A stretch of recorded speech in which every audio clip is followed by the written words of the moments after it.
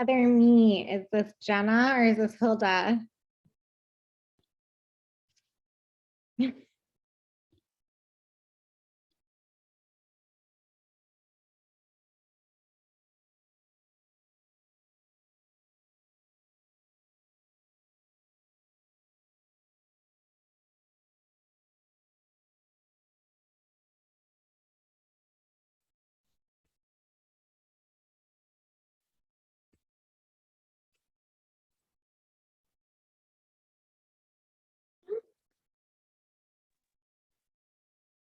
Oh, it's Hilda. Hi, Hilda. Hi. So I have a window says fail to convert recording. What is that? It's you were signed in as me because when I was at your house, I was last logged in on your Zoom. Okay. Hi, Sharon. How are you? Hey. Can you hear me? I can. Perfect. Welcome. So here, I'm Hilda. I'm going to change your name to Hilda. You're right. You have my name. Yeah, reclaim host. It says, can I do on no, my no, end? no, you don't want to do that because I'm going to stay the host for today. So Okay. There you go. I just cross it out. I cross it. Okay, you're all good.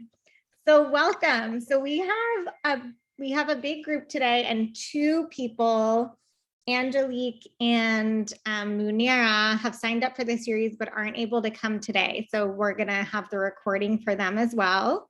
So we might make some references for them to watch later on. So we're gonna get started working out while we're waiting for everyone to join in. So whenever you're ready, go ahead and get moving. I did my reformer part 1, so I'm moving on to the tower. Hilda, will you just move your camera down slightly so I can see the mat as well?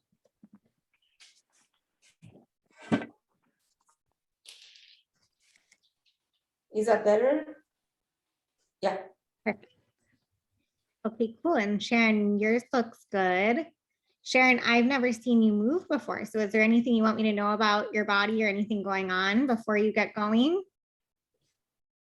I have my period, so there's that. But just my rib probably right now. Okay. Yeah. Sounds good. I just got over mine, so I'm right there with you. Yeah, totally.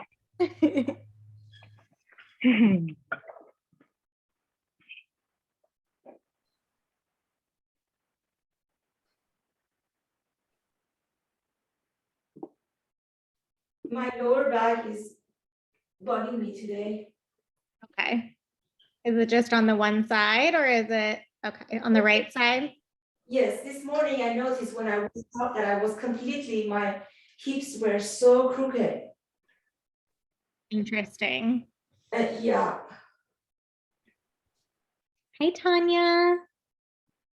Welcome. We're starting with a little Joe's Gym workout, so you can start anywhere you want. Moving your body. You look so stylish for some reason with your turtleneck.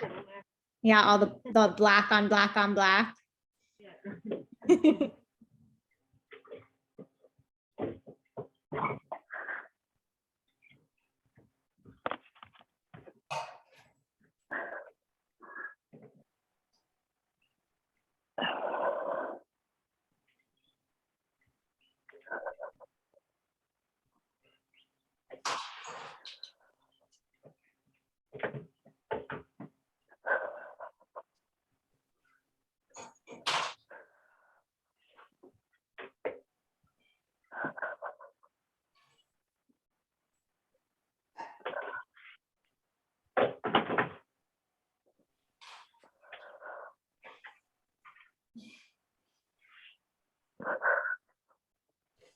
Erin, see if you can find your seat.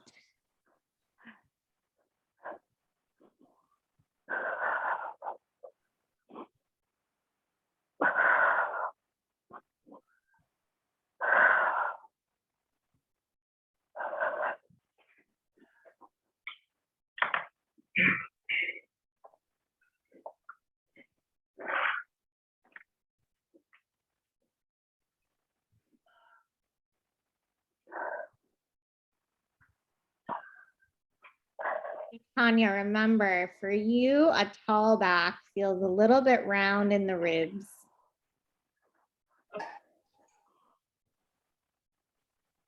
Right, okay. At least right now, I think. Yeah, no, for sure. I just have to make that work in my head.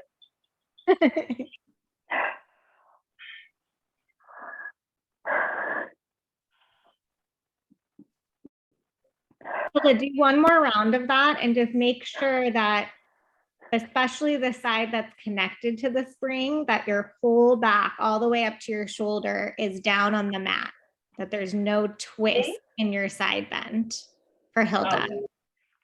Right.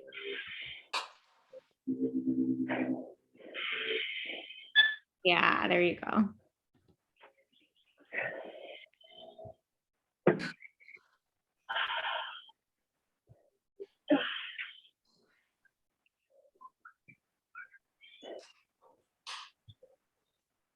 Okay, so Sharon, the way that Jay teaches this exercise is you press the pedal down, you lower your heel with the pedal down, you lift your heel with the pedal down, and then you lift the pedal back up.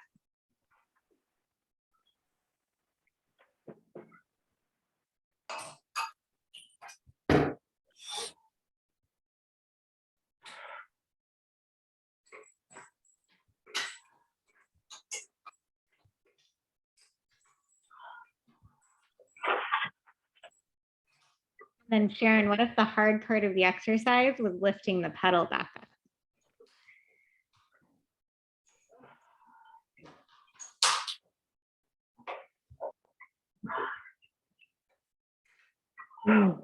So Tanya, I don't want to mess up your flow, so don't change it now, but whenever you have a moment, I can only see from your shoulders down. I can't see the poles behind you.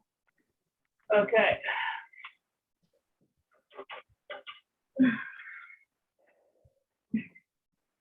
I'm doing one rep right now, so. Okay, yeah, whenever you're done with your one rep.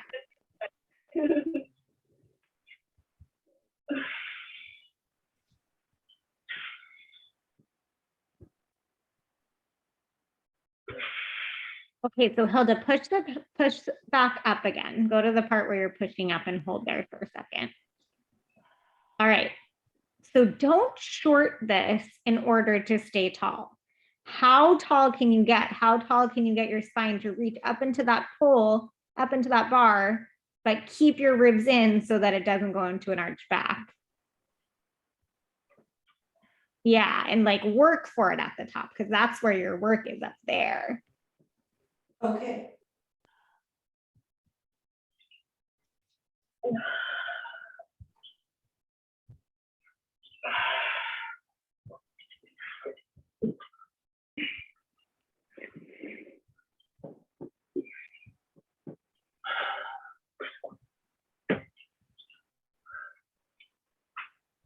Sharon, see if you can keep your left waist long when the pedal comes back up.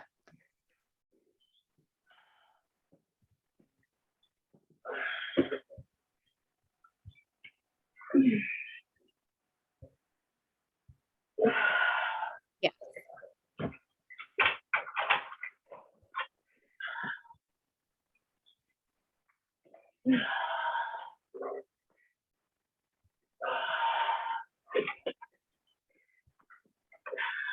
So Tanya, just to keep going, but something I'm noticing, building on our conversation about how you stand, that when you do your neck pull, your legs are wider than your hips right now. So just be aware of that, because that's, remember, we figured out that was kind of your tendency when you stand with your legs wider than your hips. Oh, okay. See if anytime your feet are apart, they're just the width of your hips, not wider. Okay. I don't know, that might have been someone else, Daniela. Are you sure? Yeah, or was I not listening? I just did that backwards. I don't remember that being a thing. You don't? No. All right, I'll see if it happens today. Okay.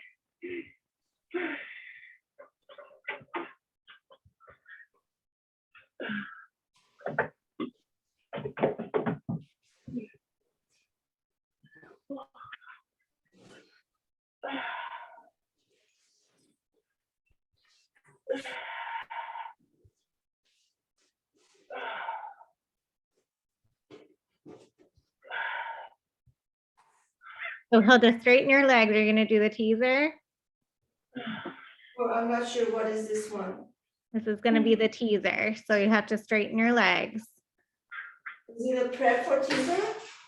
Well, the exercise is gonna be teaser. You're just doing part 1 right now.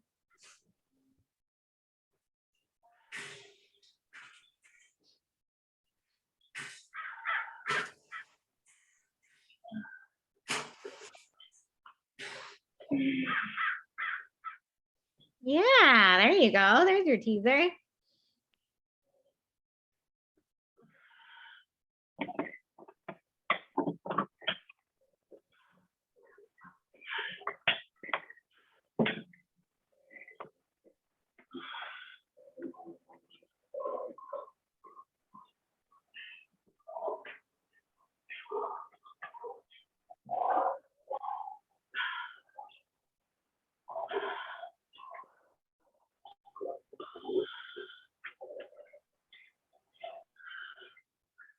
So Sharon, what would happen if you took your hands on the back edge of the chair?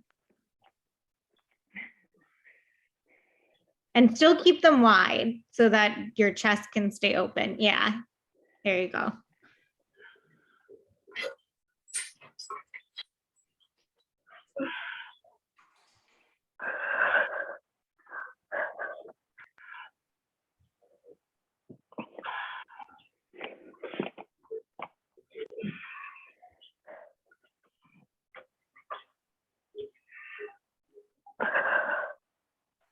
And Sharon, there's a slight rotation in your pelvis. Do you feel that? Mm-hmm. Try to find your right butt a little bit more.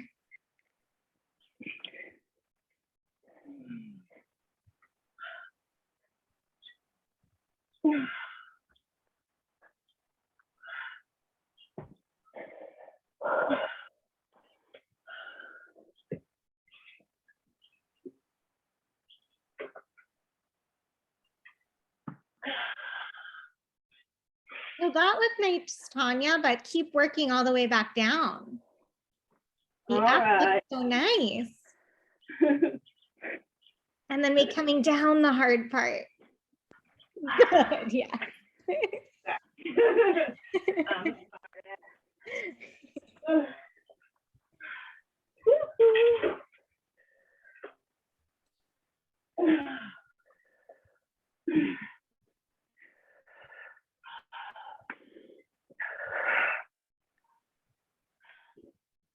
So at this point, I would assume you all look warm to me. I would assume you're all starting to get warm. So maybe start to notice as you're moving through your workout, or maybe you've already started to notice, what is going on today that is special and unique to today in your body. If this was like your very first day teaching your client Hilda, your client Sharon, your client Tanya, what are you noticing going on in today's body that you might want to address after your flow? And start to build your little diagnostic. Like you just took your machine and you just took your car into the mechanic for a tune-up. You're doing your tune-up, and while you're doing your tune-up, you're kind of building this list of ongoing things that might need to be addressed.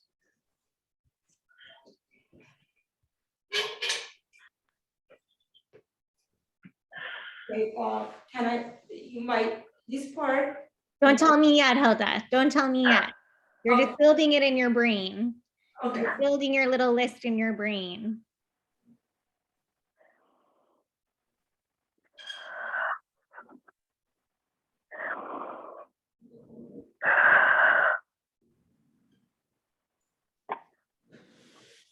So Sharon, this is so tricky when you don't have someone to spot your feet. Good job. Mhm. Question. What would happen if you brought your heels together or your feet together and kept your knees a little bit apart?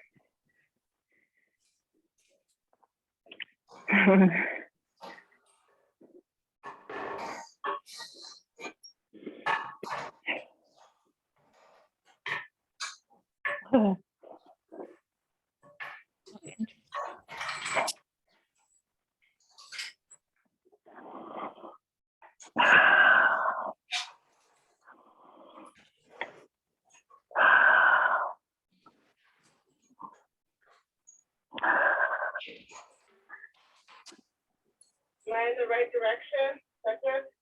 Yeah, that's perfect, Tanya. Sharon, which way was easier for you to find your stability? This one. It was. Yeah. Just a different focus because I'm so used to just pushing with my arms. Yeah.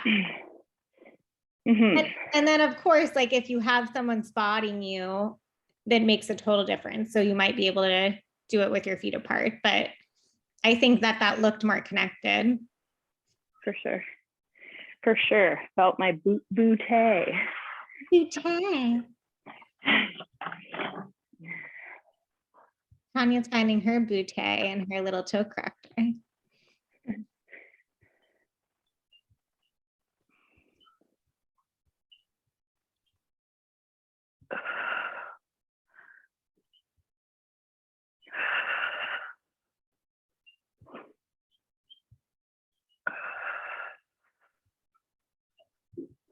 Okay, so Tanya, I think for today, I want you to do, I know there's a couple of different versions we do of this. Try the version where the spring is on both toes, but your Okay. legs are just like they are right now, and your hands are going to come behind your left thigh. So put the other spring on the other, yeah, on your other big toe. Just because the leg that was sitting was not working was just kind of there. And this Yeah. way, at least both legs have a job to do. Okay. Very good. I was wondering that actually.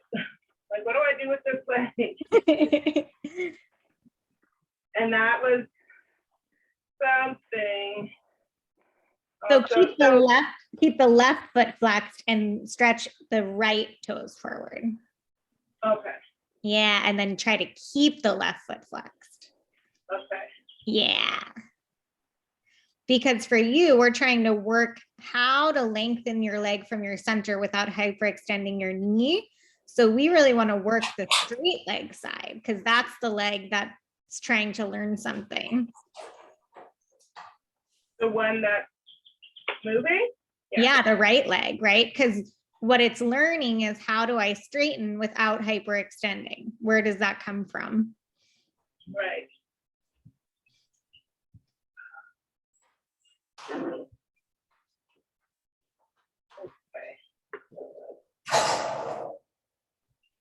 Ooh, what happened, Hilda? Did something funny happen with your spring?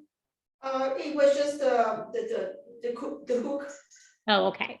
Yeah.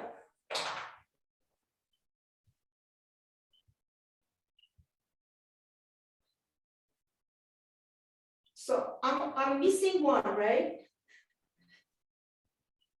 What are you missing? I'm missing a hook. You're missing a hook. Oh yeah, you had to borrow a hook from something else.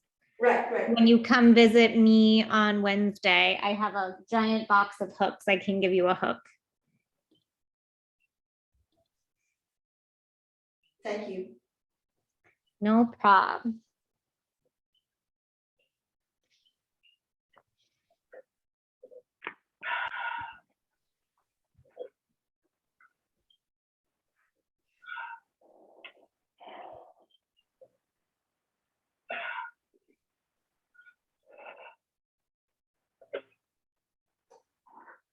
Okay, so Sharon, I think you're a little too far away.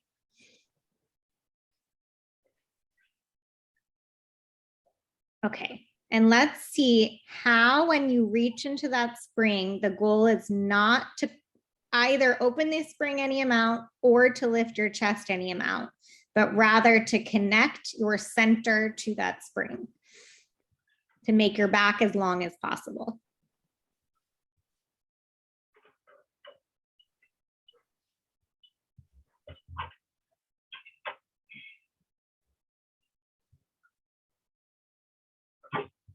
Yes.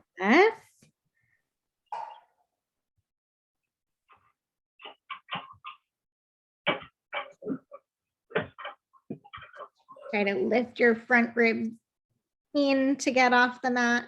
Lift your belly off the mat.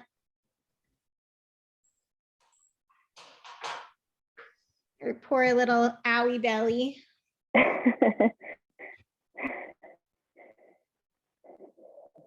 One of those ones where it's like, it feels so good when you're like crampy to stretch out your stomach, but it's Totally. also like so hard to find your stomach. Yes. It feels very blobby.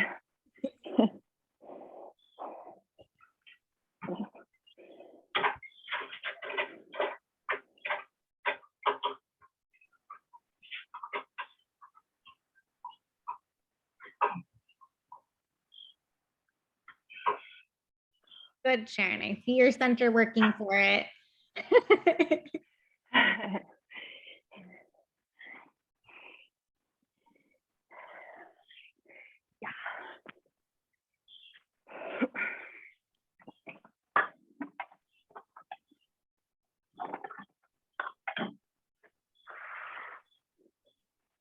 Hilda, your center looks stable and strong. Just really work to control those springs when you do your beats.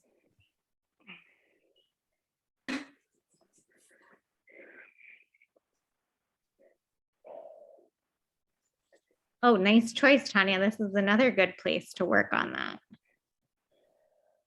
Okay, so since it seems like Tanya's already moved on to the second part of our project, I'll let everyone else know that when you're done with your flow, with whatever it is that's warming you up, that's moving you through all planes of space and all shapes in space, you're going to go somewhere to start to work through any of those little things you noticed while you were flowing. Okay.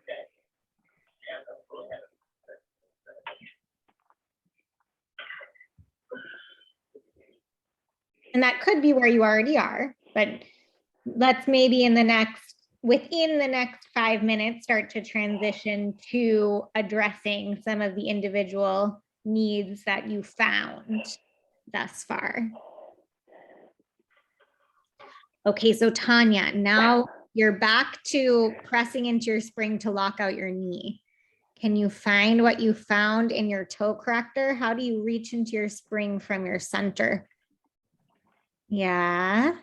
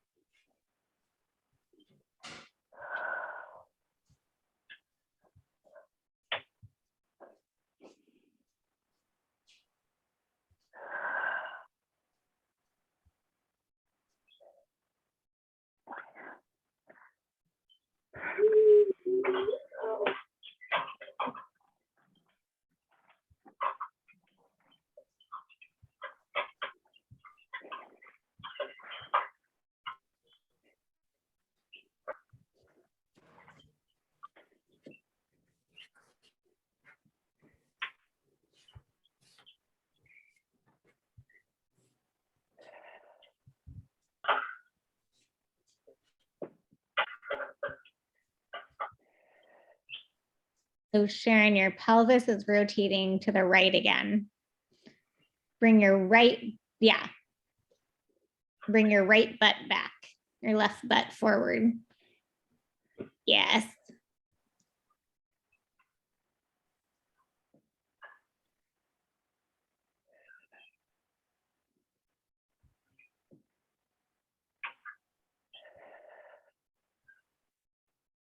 Whoop, Tanya.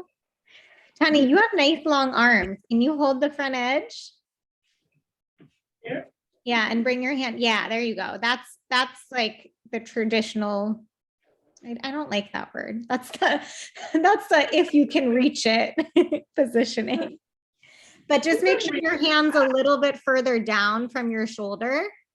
So go back to holding the edge. Yes, yes, right around there. And use the grip of your hand to help you find your back. Oh, Mm-hmm. cheating. If they did that. Okay. Nice short skirt.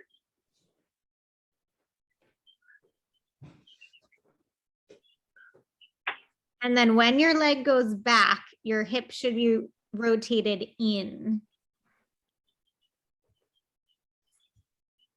So your knee should be pointing the ground down to the ground when it's behind you. You're doing the opposite of that. I have no idea what's happening. There, yeah. You're trying to turn your leg out behind you. And it's Uh-huh. not, you know what I mean? Here? Yes. When your Drive leg is it. behind you, you want to turn your leg in. Just like when Yeah, you're on the mat. I think So- so. Yeah, the other side.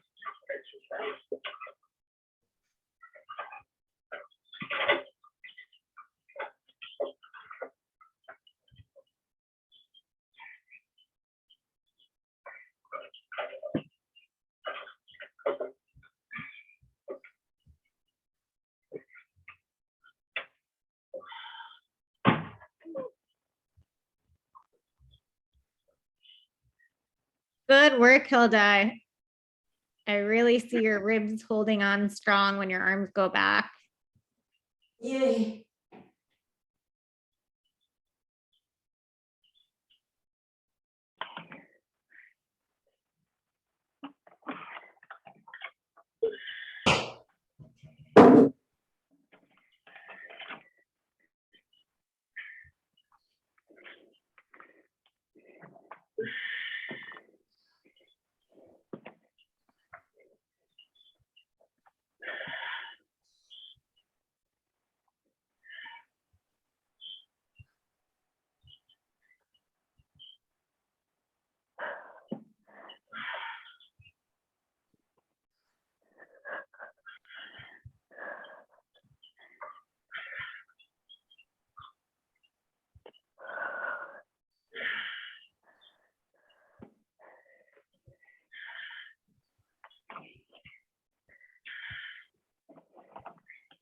Okay, so we're going to keep moving for about the next 10 minutes. So if you haven't gotten to something you want to do, start to move your way there now.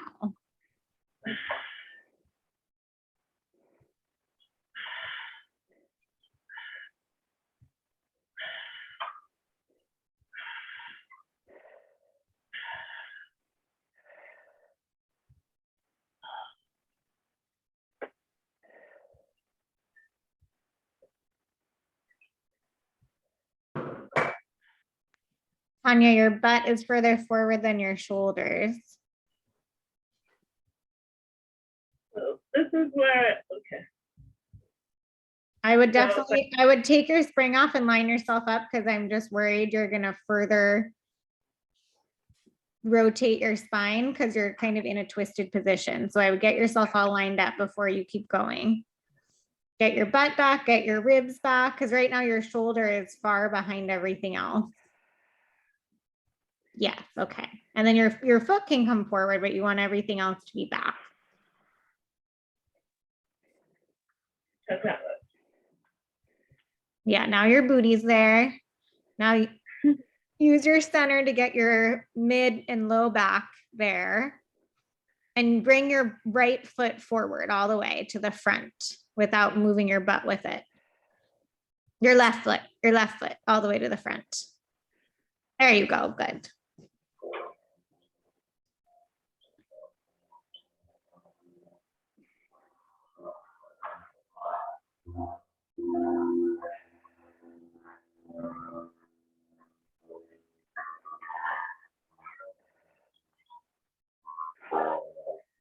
Ooh.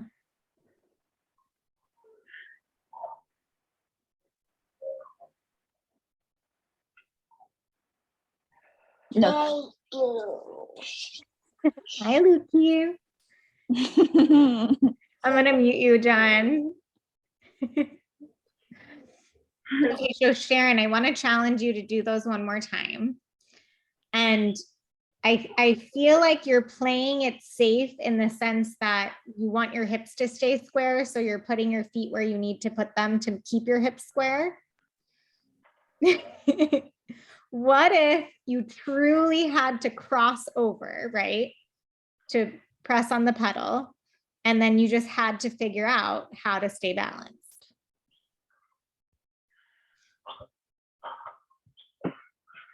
Woo!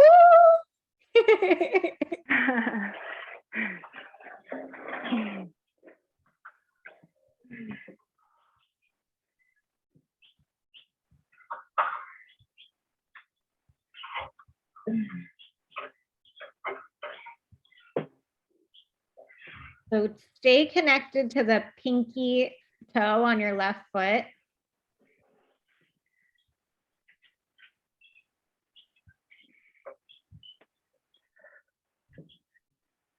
And you can have your foot a little further forward on that pedal. I think your foot is also too far back on the pedal.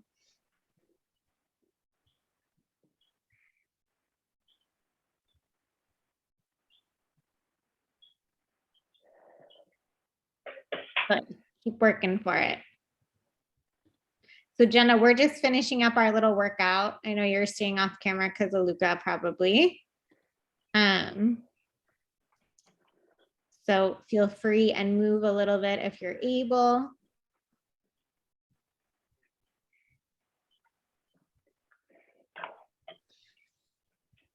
Hilda, I would like to see your waist a little bit longer here. So why don't you, can you roll over real quick? Roll your hips over all the way, pull them off the barrel. No, don't come off the barrel like that. Just hold on to the barrel and roll over. Yes, okay, and then pull the barrel closer to you.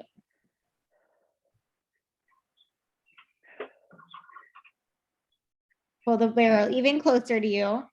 Okay, so now as you bring your back onto the barrel, keep your waist as long as you can. Long waist. Okay, good. Now try to keep your waist this long the whole time.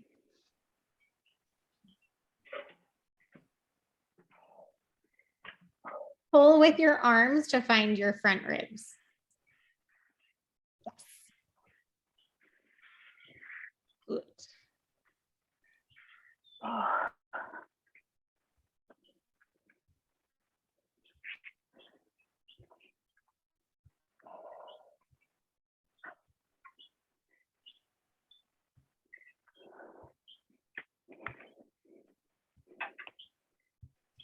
Yeah, so see, Tanya, you found it here, right? Yeah, You've definitely found it here. all that, the work that I just did.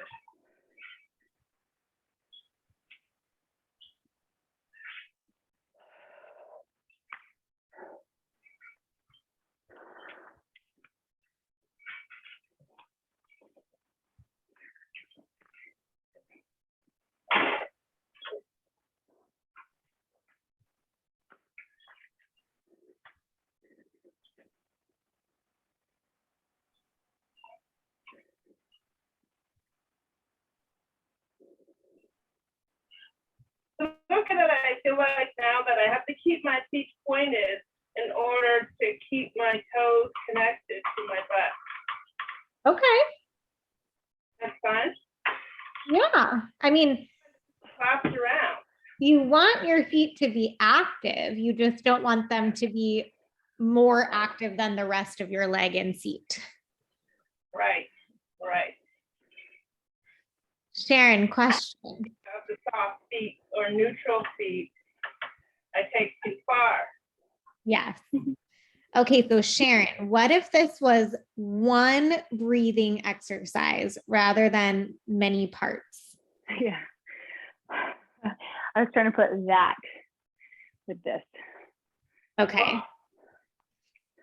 It's like So, cheese so But this yes. is, Jay says that this is one of the few nice things Joe gave us, which the first time he said that I laughed because I was like, very funny. But if you think about it as just a nice big inhale and then an exhale into the side of your lungs and the side of your ribs and everything exhaling and stretching, try that. Okay. So just big Deal. inhale. Good. And look straight ahead the whole time. So your neck isn't twisting your spine. Oh, Yeah. that's Just new. side bend without a twist. Okay. I was trying to find my Your inner thigh. Mhm. Yes.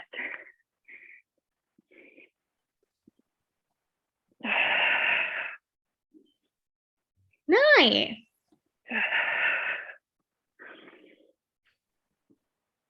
Okay. So has everyone worked through whatever it is they wanted to work through? Yeah. Okay, cool. Cool. So let's all come together in Zoom. I feel like every time I log into Zoom, something is new and exciting. The newest exciting thing is like now when I pin someone for me, sometimes everyone else can only see that person. So now can you all see everybody or me or some version of that? I Okay. see everyone except Jenna. Yeah, okay, that's because Jenna's camera's off, so that's okay. Yeah. Okay, so I would love if you're comfortable with it. We'll give everyone a chance to share a couple things they noticed while they were moving and then what they chose to address what they found. So Hilda, we'll start with you because I know you were eager to share. I have no idea what others were doing because I This did is not. yourself. You're going to share about yourself. What Okay. you noticed in your, yeah. Well, I've started with a little bit of lower issue on my right side, which is chronic with me this morning. And so I noticed while I was moving that this part of my body is kind of, there's a problem with strength and flexibility. So as I was doing my push to bar and the roll up bar exercises, so I chose to do the spine corrector to do my upper chest workout with the arm series on the spine correct, the mini barrel. And also I chose to do the leg exercises on it to open up my quads because that's chronic with me, the quads. Thanks for sharing. You're welcome. What about you, Sharon? What did you notice? My glutes, my inner thigh, my hips. Let's just call it my hips. So just general area in there for me.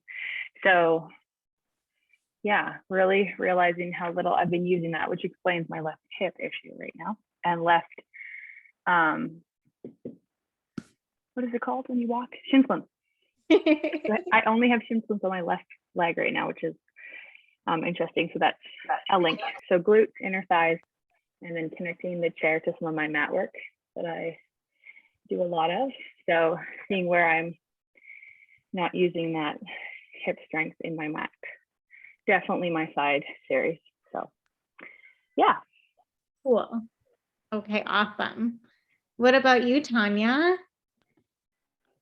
Oh, well, I came into today, let me check this out.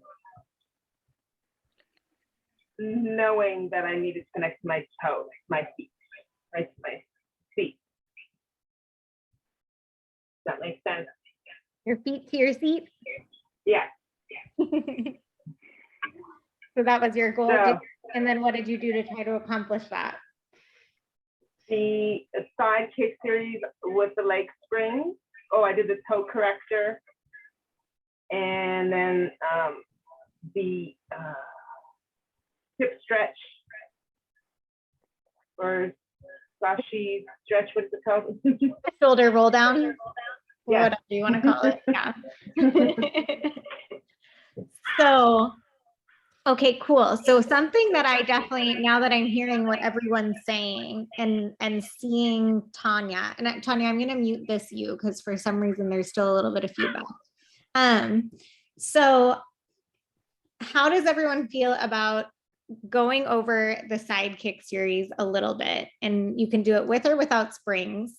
And we can, because this is such a great place to figure out how does all this come into play when the two sides of our body are not working together, right? They're doing two completely different things, but we need to recruit all this help and balance on both sides in order to make this happen.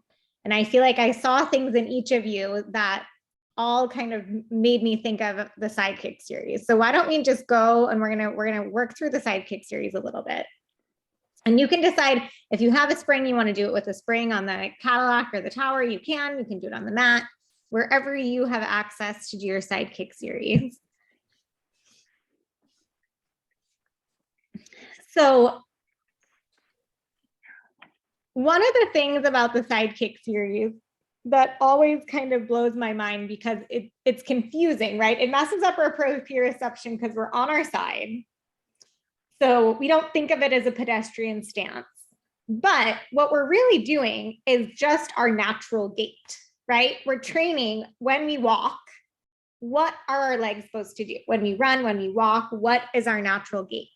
So without going into too much anatomical detail, when you swing your leg forward, your hip turns out. And when you swing your leg back, your hip turns in. And there's many scientific reasons why that has to be so, but just as simply put as possible, when it goes forward, it turns out. When it goes back, it turns in. Now, if you're doing this and that does not come naturally to you, that's telling you something about your natural gait and the way that your hip functions, right? That what is supposed to be anatomically natural does not feel natural to you, right? Doesn't mean there's anything wrong with you. There's probably a reason for whatever that is, but just notice that, right?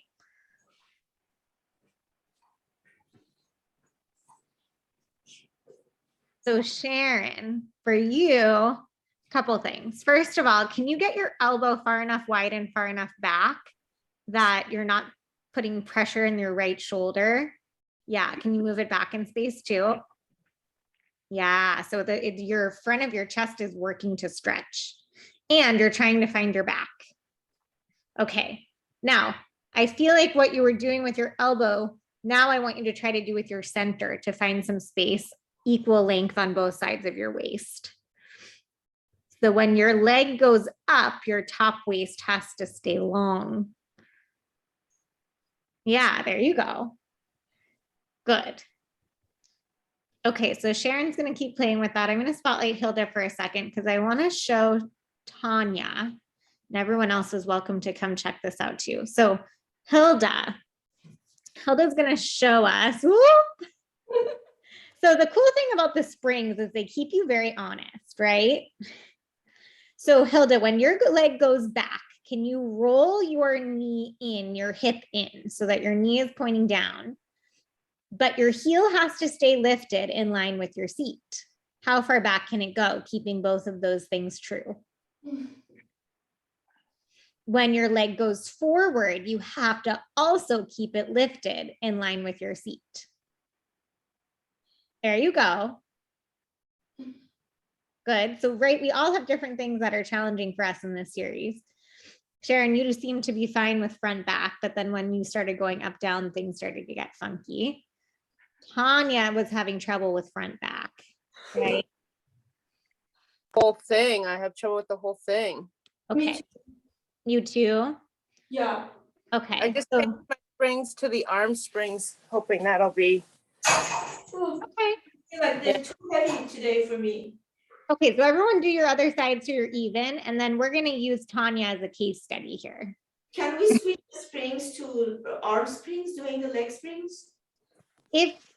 So you want to find a spring, right? We talked about this last time I saw you, Hilda. You want to find a spring that provides support and challenge, but not so much challenge that the work goes to the wrong places. So if you're feeling in your body, that means if you're feeling just your quads working and nothing else, then it's too strong.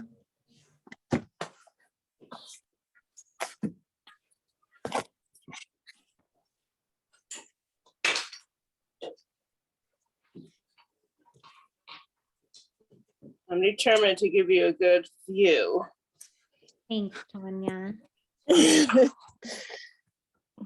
Oh, so Sharon, this side you're wanting everything's wanting Oh, to yeah. rotate. Yeah. So Sorry.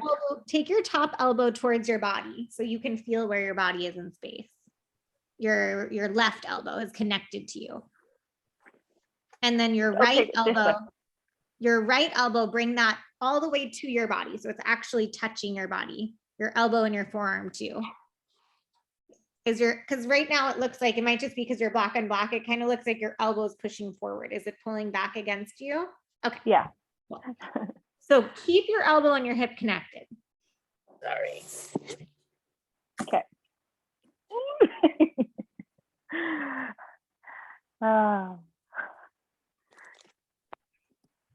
So I was trained with the foot like this Ooh, for 10 years. So that's like, so weird.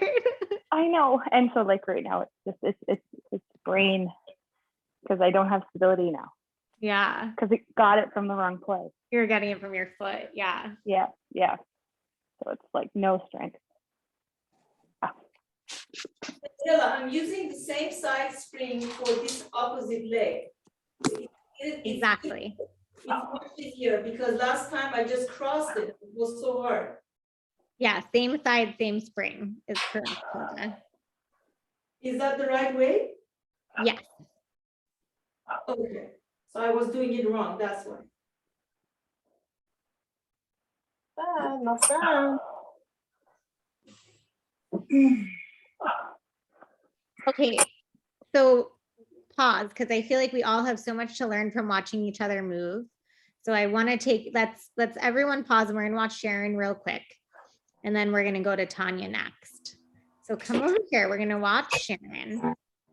I want you to see, so one of the things, Sharon's new to our group. So one of the things that we've been working on as a group is how do you observe things on a computer screen, right? Which is even harder than in person.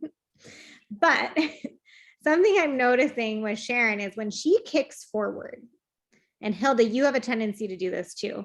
Do you see where is her power coming from? Where is she kicking from?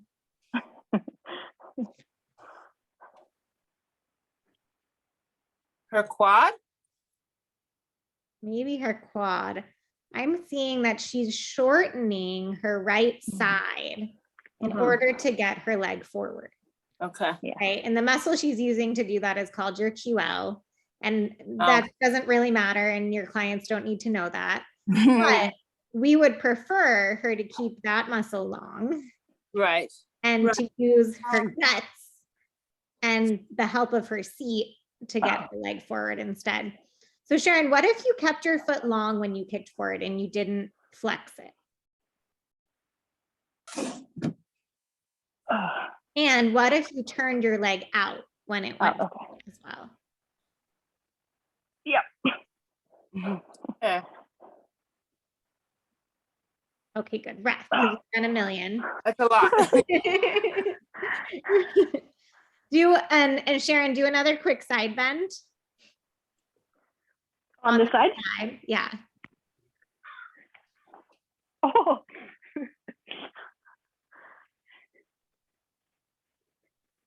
Oh, forward. Look forward, yes. There you go. Yeah.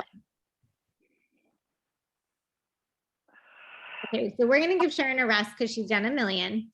But when we come back to you, Sharon, your challenge is going to be, how can you find that side bend in your side kicks? I'm gonna let you think about that for a second. We're gonna go to Tanya. Okay. Pull the belly in and out, belly button. No, we're gonna let her think about it. This is one of those, remember Hilda, we talked the other day about sometimes you just have to let people figure it out. Okay, sorry. We're just gonna let her figure it out. Oh, so cute. We let her figure it out. I know it's so hard. We all want to help, right? We all, it's so much easier when it's not in our own body, right? It's so much easier to see, but sometimes we just have to figure it out in our own darn body. Okay, so Tanya, let's see. We're going to see if Tanya can figure out, and everyone else didn't see what she did with her toe corrector, but Tanya's been doing some exercises with her toe corrector to help teach her how to reach her legs long from her center, because she has a tendency to lock out or hyperextend her knees. So I want you, Tanya, we're just gonna work from center to forwards, okay? Center to forwards, because it seems to be that you have a slightly easier time from center to forwards figuring this out than back. So let's use what we can find forwards. Can everyone see Tanya? Yeah. Okay, good. Okay. So find center for me, Tanya. Just center, right? Hovering over your bottom leg. Okay. Now, find your toe corrector so that your waist is long, your center is strong, yes, okay. And your knee is on the cusp right now. So I feel like you might need to soften your knee a little bit to find a different way to press into your spring. Yeah. Okay. There you go. Okay. So now from there, keeping the reach coming from your center, go forward.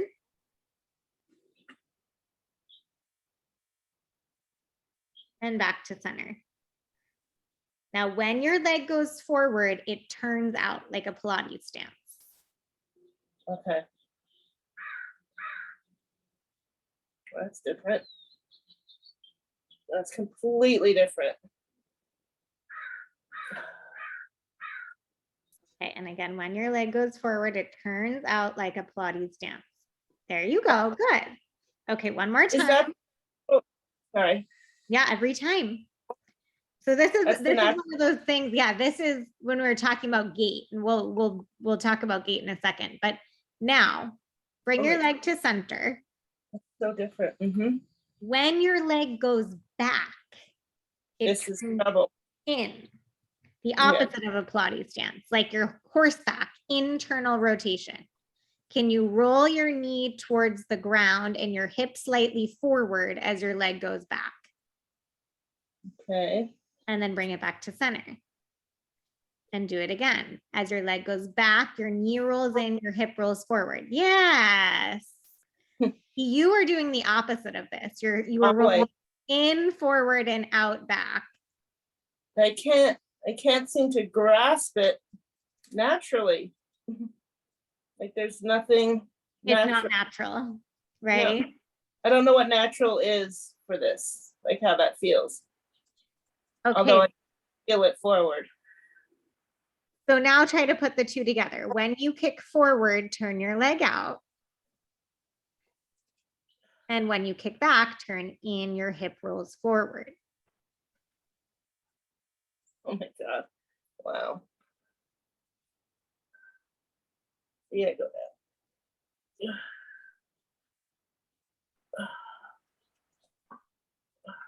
Okay, now try the other leg now that you've figured it out. That's hard. Can everybody see what she was doing before versus what she's doing now? Yeah, the internal and external rotation of her. Yeah. I'm just gonna turn it slightly so you can see my foot. So we talk about Pilates in real life, right? Like when your client first walks in the door, when your class starts, it's harder online, right? Because you don't have a chance, you don't get the opportunity to watch them walk in the door, but you might sometimes it's fun just to ask people to walk around the room just so you can watch them walk. But their natural gait tells you so much about what's going on in their body. Okay. So we're going to do a fun little exercise after Tanya figures this out, which we probably should have done first, but that's okay. I'm going to be leaving. Bye. Okay, bye, Hilda. You'll see it on the recording.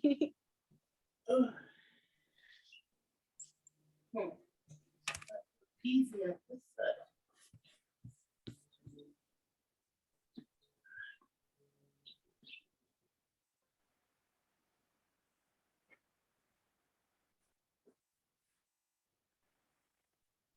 Okay, so then when your leg goes back, Tanya, your hip has to go forward slightly and your knee rolls in.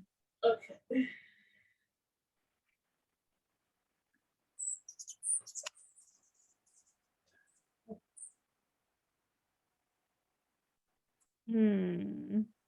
I think your hip has to roll a little bit more forward. Okay. And this is also partially because of your scoliosis, your like what's happening in your ribs and your mid back is compensating for asking your hip to roll forward. You're trying to do it with your ribs instead of with your waist. Can you try to get from below the waist to roll forward instead of from above the waist to roll forward?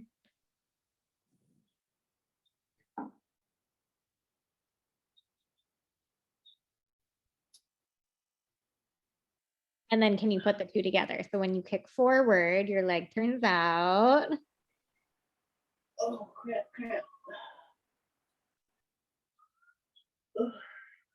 Oh, I'm cramping up.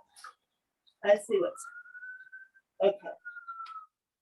Finally makes sense to me how the Pilates stance works when you're swinging.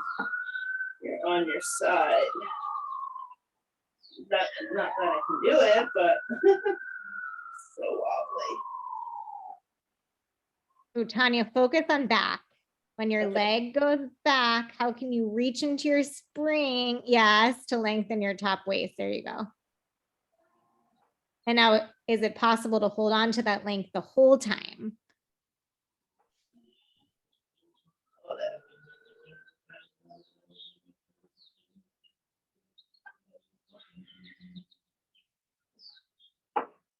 Sharon or Jenna, are you seeing kind of what's going on in her?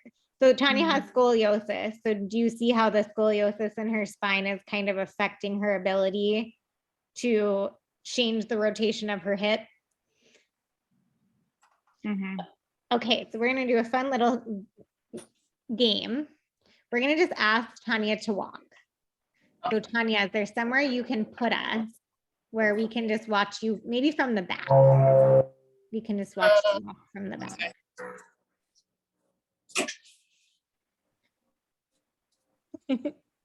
Hi, Luca.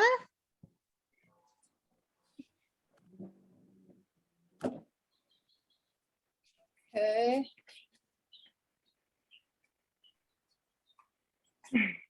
How about this? Okay, cool.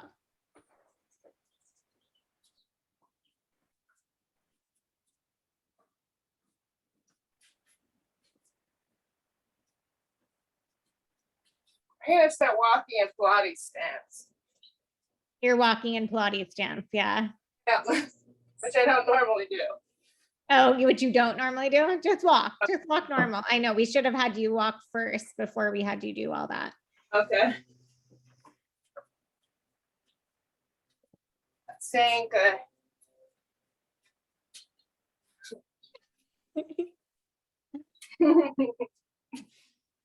Okay, come over here. So it's tricky now because she just did all that work. So now she's like in her head. She's not walking. Sorry. One of the pieces of gait that can tell you a lot about what's going on in a person's hips is that when the leg steps forward, what does the back leg do? Right? When there's this transfer of weight from your back leg to the front leg, that leg, it's not going to like internally rotate to the point of twisting, but there's a slight internal rotation of that last leg to help you swing your leg forward. And oftentimes, if that's not happening, it can cause a channel effect of other things going on in your body. So it's interesting to see that in Tanya's body, specifically in her side kicks, because it just makes you wonder, how is she walking through her daily life? Right. Okay, cool. So does anyone have, so that was fun. We used Tanya as our case study. We used Sharon as a case study. And does anyone have a case study that they wanted to go over today? Hilda sent me a couple, which I'm happy to review if none of you have one. I know Jenna had a new client this week.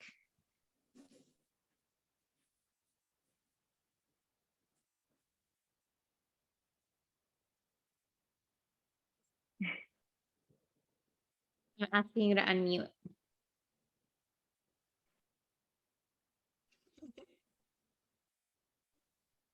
One second.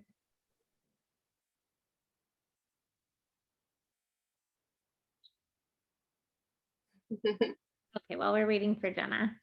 So one of the things that Sharon and I had kind of mentioned when we were chatting about her joining us was, how do we take all of these things that we've been learning about teaching as simply as possible, teaching people to be independent? How do we do those things when we're trying to teach people online? Right? Mhm. Because we have all over the last couple of years had to figure out, how do we teach online? And it seems so simple, right? When we're in a group of teachers, like, you all know what to do. It makes it simple to teach online in a simple way, right? Because you don't need to say too much. But what if you just did the same thing with people from the beginning? Mm. Right? Like, it's nerve-wracking because you feel like, oh, they're new and I need to teach them all the things. But like, what if you just didn't, right? That's something I've been challenging. I've been working with Tanya and Jenna now through the whole pandemic online, and we've been challenging ourselves to just say less, right? Yeah. And Jenna, what's making me think of this is that I saw Deborah Cross today, who is a client of mine who takes class with Jenna. And she went to Jenna's class she hadn't been to your class in a long time. And she went to your class last week. And she was like, I have to tell you, Jenna's class was amazing. She was so much insight. And I was thinking about like how when you were preparing for the class, that we practiced together, right? And what did you practice doing? Just watching and observing before I opened my mouth at all. Yeah. And letting them, I mean, I wanted to, at first I even stopped myself because there was things that I was seeing and they all did something different. Each one of them literally did something different, which kind of, at first I was like, whoa, how am I supposed to see, somebody do the whole entire spine corrector series that we've been working on, and one other person is on mat and another person is on Cadillac or tower. And I had to stop myself from the very beginning because there was things that I was seeing, but I just came back to what you said at first. You just let them get started, because when anybody gets started at first, there's going to be some issues, or that's their body basically figuring it out in the very first few minutes, in the very first few moments that they're getting started. And so I let that play out, and then I was able to, jump in and help each one individually. And your input at first really, really helped to spotlight each one for myself, and really just look at what one person was doing and focus, and then the next person and the next person. So I had a lot of fun too. Yeah. And you mean like spotlight, the actual spotlight feature on Zoom, like so that you were only seeing one person at a time? Yeah, correct. Yeah, absolutely. She's funny. she is. You made me laugh. So Sharon, when you teach your Zoom class, do you see everybody at the same time? It depends on what I'm teaching. Yeah. So if I'm like, okay, go practice this or something, I'll watch them all to make sure they're safe. And then if I see something, but a lot of them have been working, like my group right now that I work with have been with me for almost 2 years. So yeah. And so now the tricky part is bringing new people into that space. So that's, that's the next level of like integration. How do you keep everyone safe and moving? And so my crew are coming from, your girls don't know, but I come from, how would you even call this without making it a label, but a certain style of classical Pilates.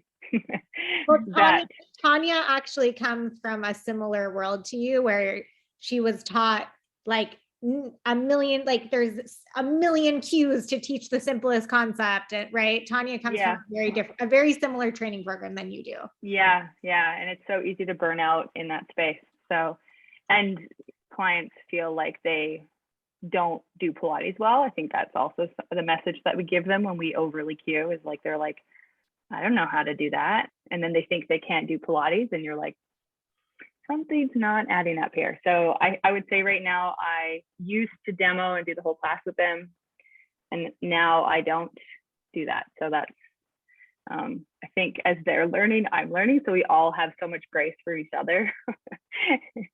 That's the nice thing too. Just, just trying to learn the power of silence.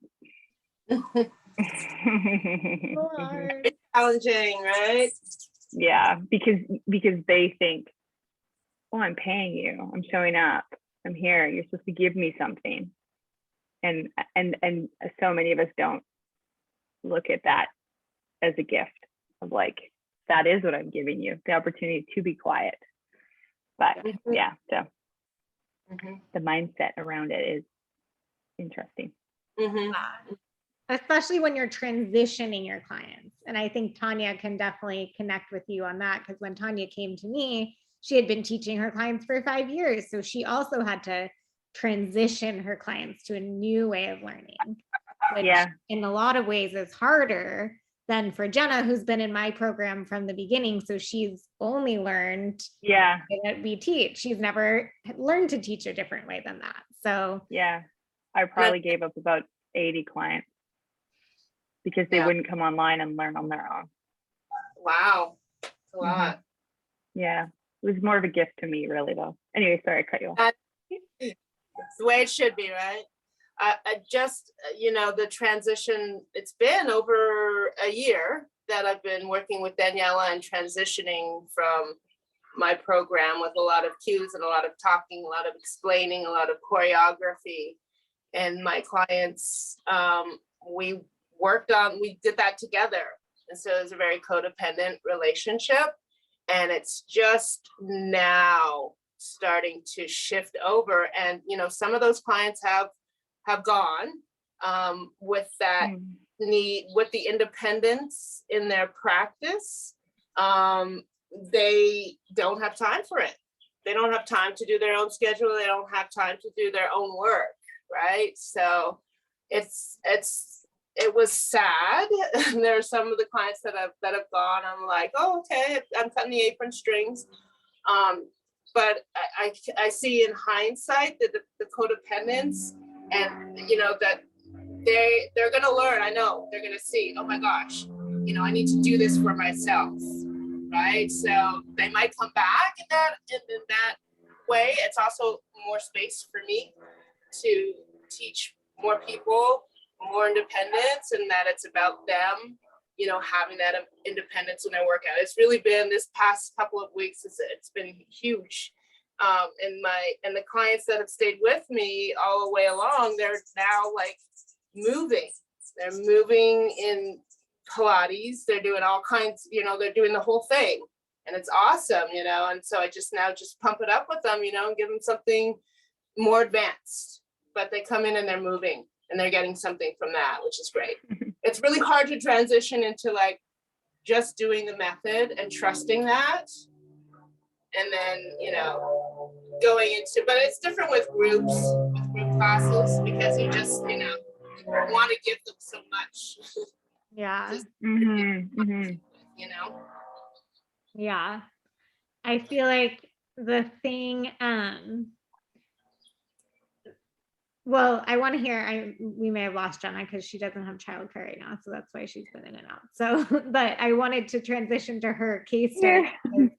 She had a brand new client this week. So I think this kind of brings us back to, how do we teach independence from day one, right?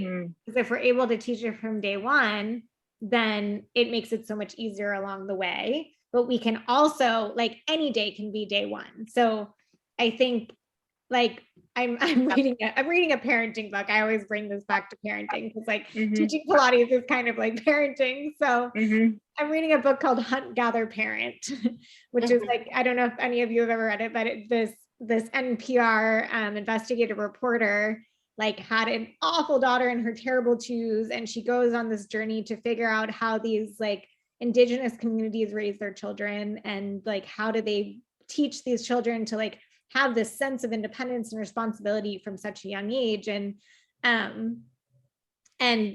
one of the things that she says is that like she was like, oh well, she's already almost 3, like I've already messed up, like it's all over. And Right. and what these moms teach her is that any day can be day one. Like you didn't mess up, you have a chance to start from now. And then she said she uses their methods that they taught her to also train her husband and her in-laws and all these adults in her life that weren't very helpful, how to be more helpful and want to be involved in the process of parenting and being helpful members of the household and whatever. So it's kind of the same thing with our clients, right? We're trying to train them to want to be involved in their own learning, right? Rather than us just doing it for them. So Gemma, if you are able, tell us a little bit about your first session with your new client and how it went teaching him from day one. I made some veggie mac and cheese. Luke is helping a little bit. Yeah, so with Thomas, he I kind of basically put him through the whole module 1 that I've been working on recently for the most part. Oh, baby, it's okay. You already threw it in there, you know? Here, look, have a little bit of that. Oh, but don't drop it. If you do, it's okay. We'll pick it up, okay? So, well, he basically like broke his foot when he was very, very young and never had it reset, or he doesn't know if it was broken or if it was just sprained severely. But when he walks, he literally walks on his, like basically the bottom of his ankle. He doesn't even walk flat on his foot. It's specifically so caved in, so rotated in that he like puts so much pressure just on his ankle. So I really started just seeing the way he was pushing off from the foot bar when we started with footwork. And even that he was saying was hurting him. So I kind of brought him down from the reformer because obviously I don't want to have him in pain. And so I put him on the Cadillac, and I just had him do the beginning mat series that I know. And that did alleviate the pain because he's not putting pressure on his foot specifically. But he was so tight down below. So what I had him do specifically was grab the roll-up bar and try to keep his feet connected to the poles and roll down and really try to accentuate stretching and reaching with his lower half.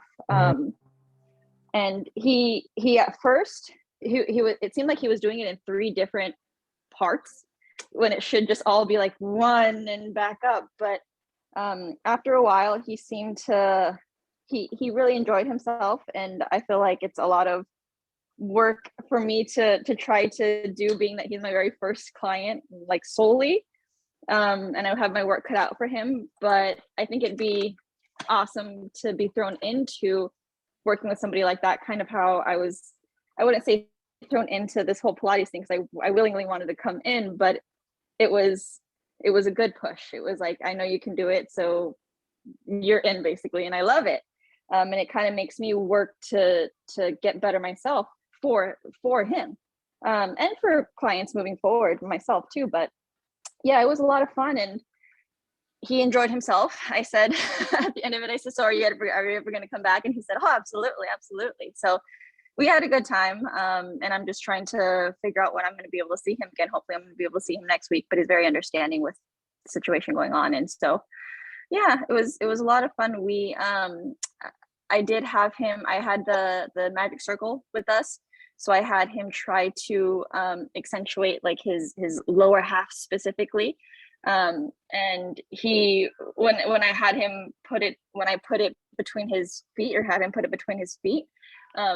His first response was, "Whoa, I've never felt that part of my." He said butt before, but yeah, he said ass specifically, but sorry, that was right there. But he's very up for the challenge, and so am I. So it was good. How old is Hannah? He is 60, I believe he's 66. 60s, okay. Yeah.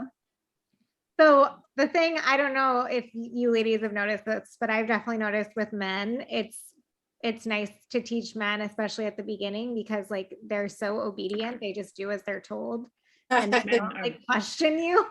So Yeah.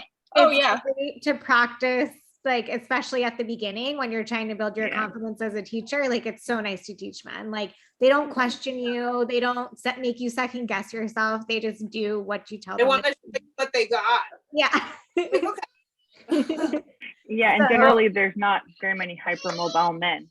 So No. Yeah. right, No. like it's not as challenging to like work with a tight body as it is a hypermobile. Yeah. Yeah, that's true. You don't have to worry about hurting them as much. They're Yeah. That's a very good point. So were you able to try anything else on the reformer, or you just wanted to keep him moving, so you just went to the mat? Yeah, I just wanted to keep him moving. We only had about 45 minutes, and I did give him some wall work though, because I wanted, because everything is so tight down below, it was really hard for him to even do something as, I wouldn't say as simple as a roll down or a roll up, but it was hard for him to really accentuate or exaggerate coming down on each like vertebrae and really getting that movement. So I told him that the wall is going to be really good to keep him honest, basically. Oh, hold on, my love. Look, it's almost done, baby boy. And because he doesn't have anything himself at home at the moment. You get it? Okay, you get it. So I did give him some homework. What was the question? Oh yeah, I just kept him moving. I just tried to keep him moving. You see him live online. What was that? Tanya? Live or online? Live. Oh, in person, live. Yeah. Okay, so when next time, because I do think the footwork is going to be so important for him to help kind of correct what is like this long lifetime of imbalance going on in his lower body reach. I do encourage you to try it again with him and see if you can use your hands to help kind of correct his foot to hold it in the position you'd like it to be in to match the other foot. So, Is he in pain all the time? That seems so painful. Is he in pain all the time? Yeah, he says that he's constantly pretty much in pain, especially as the years go by. Okay, thank you so much. As the years go by, but his main concern now is that he's also losing balance significantly. So he has to grab onto something as he bends down or as he squats down to pick something up, and he works he has his own like fine art gallery shop where he's lifting and picking up things all the time, and he just notices it a lot lately. So there's a couple things you can do for him right off the bat. Has he gone to a podiatrist or even a PT or someone that can help him figure out some good insoles for his feet? I actually brought that up to him, and he said that he's tried it in the past, but it's been years. And then he said that it's something that he needs to know. That's a knife, baby boy. Needs to look into. So we touched base on that, and then I said, if anything, what would be really cool is if you could. I showed him what a magic circle looked like on the phone, and so I said, if you can pick that up from Amazon or whatnot, then that would be really, really cool. Also to do some like standing magic circle. Baby, that's another knife. Magic circle movements to help to work on balance. I think that was an okay suggestion, but yeah, it's just, something that first came to mind. Yeah, and I know you haven't learned foot corrector yet in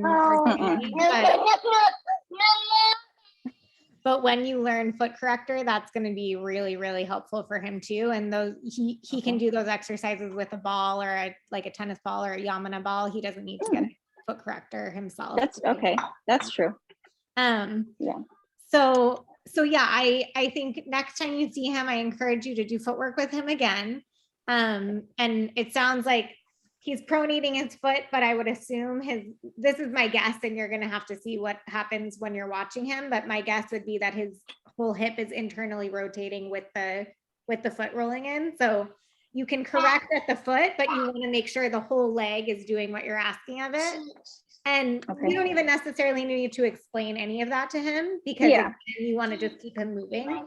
So use your hands to put him in an optimal position to be able to push and pull from his center, and then just ask him to do the pressing out and pulling in while you use your hands to keep him in position. And you'll build up to it. I mean, you might not be able to do the full reps day one, but just working through each position of the foot correctly with your help is going to do a ton for him. Okay, got it. What do you sorry, go ahead, Jenna. I was just gonna say, okay, you can have the bread too if you want. When you were talking about just the way that we walk, like simply walk, you can tell a lot. He actually popped into my mind because from the very first day that I met him, he walks with a slight like little limp, and so I knew that something was up, but I never asked or addressed it because he was the facial client at first. And yeah, I just really appreciated what you said about that today, because it's going to help me significantly. And when you said the way that we, walk, how we are walking forward and our toe points out, and then as we continue our stride, it comes inward. So that was really helpful too. And I'm just going to study the way he walks moving forward. Cool. Do you ladies have any other insight about someone like Thomas? I don't know what equipment she has. So she has a Cadillac, a reformer, a spine corrector, and a magic circle. And then I'm like a pedipole, of course. I'm like, I'd put him on a pedipole, but yeah, sure. But the wall is like a pedipole. Wall. Yeah. Mm-hmm. And eventually Jenna hasn't learned toe corrector and foot corrector yet, but eventually when she learns those will be, I think, really helpful too. Yeah. Cool. All right. I'm excited. Well, we're excited to your food is done. how he progresses. Okay, so let's go over some homework for next week. Okay. So Sharon, we always talk about how, like, in order to teach well, we are our first client. Teaching our own bodies, we learn so much about how to teach others. So I'm going to give you each homework to focus on in your own bodies and to kind of figure out in your own bodies that you can come report back what you figured out for next week. So Sharon, you already kind of started this process, but you're going to figure out there's that rotation in your pelvis, and how it can, the rotation in the pelvis and the shortening of the one side seem to be connected. So figuring out where that's coming from, and not necessarily like intellectually, like remembering, right? Like Tanya has a tendency to go totally intellectual on these projects. So she'll be like, when I was 7, blah, blah, blah, like this thing happened. So I care about less rather than what you can do to fix it now, moving forward. So that's I need to fix it. You need to fix it. Yeah. So my plan this year is to walk a marathon, and I started Pilates because I had shin splints when I was 19 because I was a runner, and now I'm walking. I didn't actually finish I didn't do the marathon because my left leg wouldn't let me. And so now, how many years later, I'm going to walk a marathon, but I have shin splints on my left leg have come back. So it's just crazy. I need to fix it. So what are shin splints caused from? What happens? Weak glute. Weak glute. So a lazy left glute. Oh. Yeah. So it does. If you causing the pain in your shin. There she goes. My- There she goes. Yeah, like so if your ankle doesn't flex, probably because your glute doesn't work, then it will cause a chain reaction. So it's just, Is it like a tightness? yeah, weakness, tightness, just my ankle. Yeah, so shin splints are really common for runners. Yeah. So, and alternates because they are just super strong in the front and weak in the back. And Okay. Okay, cool. definitely look into it. I won't take up any time, but yeah, weak glute. All But right, I'll keep that. Anya will look into it herself. So Sharon's gonna work on those, continuing that project. And I think also trying to find your outer seat, right, is gonna help you stabilize your ankle. So trying to figure out that too, right? That it probably is something to do with a weak glute, but I would have to say it's also your outer hip, right? Which is part of your seat, but specifically. Okay, well, that sounds like a fun project for you. All Yeah, right, You so want to hold it? Tanya. I'm gonna run. Okay, I gotta run, but I will see you tomorrow. okay, Bye. sounds good. Thanks for joining Bye, us. nice to meet you. You too. Bye, guys. Okay, so Ready Tanya, to eat? your project is twofold. Piece one, I know you've already been working on so far, which is how do you extend your leg from your center, not from your knee? And there's a lot of places you've figured it out, Mhm. but it seems in the Sidekick series, you haven't quite figured it out yet, right? And today, I think we made like a little bit of a breakthrough because you figured out this rotation situation, this swinging rotation isn't happening naturally. Right. So I think play with that a little bit more. And I then will. once you at least, because you have kind of that dancer brain where like you can figure out the rhythm, and that starts to become a little bit more natural. Then figure out, well, then how do I reach into my spring? So it's not reach and shorten and reach and shorten and reach and shorten. It's you're constantly reaching the whole time. I stay there. Yeah. Okay. Yeah. So that's going to be your project. That's a good one. Awesome. Cool. Thank you. And then Jenna, we didn't see you move today, but Oh, we saw her move. we saw her move. Yeah, we saw her move all over the place. She got the mama moves going on.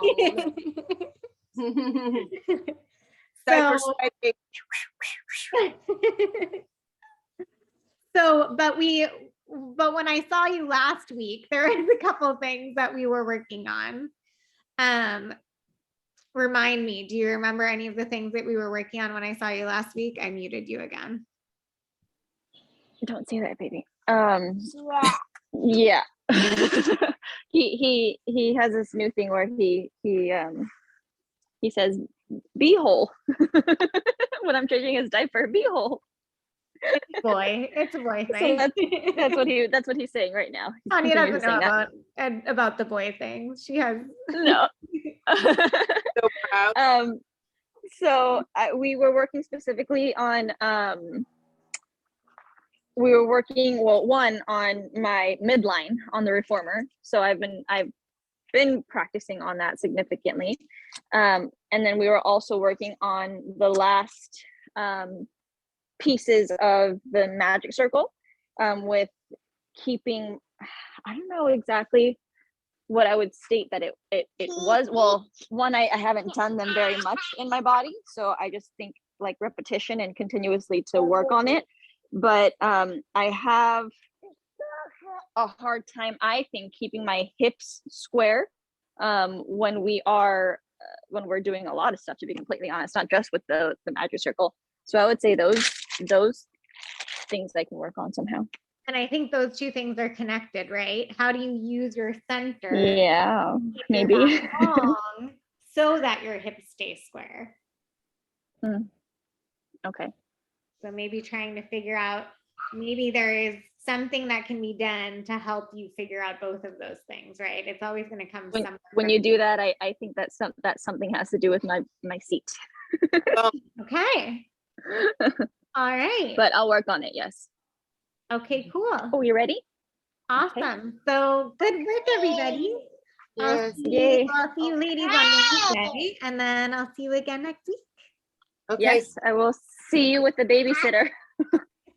I signed up for class, and it seems that I already have the membership connected to it. For this class, you mean? Yeah. I Yeah. don't know. I'll Okay. text you offline and I'll tell you why. I just want to be There you go. responsible for like signing up and stuff. Yeah. What I- You were already signed up for Contrology Club. Okay. Yeah.